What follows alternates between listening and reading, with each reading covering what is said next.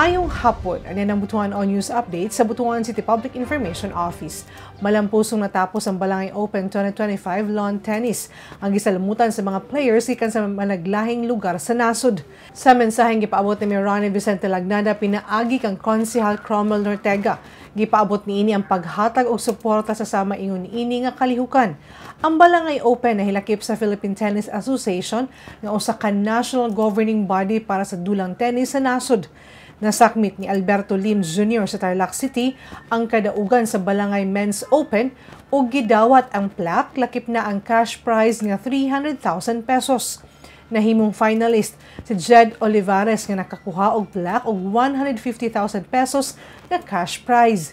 Sa men's doubles champion, nakuha nila Alberto Lim Jr. ug Brian sa Arenas ang kadaugan ug nakakuha sab og plaque og 100,000 pesos nga cash prize. Ang talang players nagpakita silang kaisog, kahanas ug panaghiusa. Dili lang kinidula kung dili nagpamatuod sa disiplina, paningkamot ug gugma sa dulang tennis. Ang Balangay Open 2025 Lawn Tennis kabahin sa kalihukan sa Balangay Festival ng Bulana. It fills us with great joy to see the tennis community come together in the spirit of sportsmanship and unity. To all our visiting athletes, guests and friends, madyaw mapagkani nga nidakbayan hong Butuan. Your presence adds color and energy to this festive occasion. Hopefully, in the future, we will be able to witness our growth as a city where there's a good balance of work and play. This has been the dream of Mayor Arcel.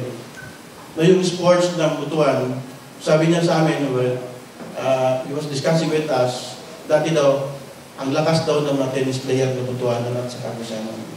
Narinig ko kanina kay Mr. President, binanggitin niya, hopefully, babalik yun.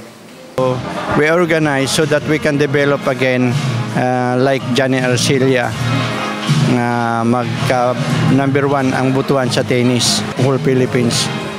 Og makatong mga updates ng adlaw, alang sa mga mga updates, follow like official Facebook page, TikTok, Instagram og subscribe sa YouTube channel sa Butuan City Public Information Office. Ako sa Charmaine Awitan.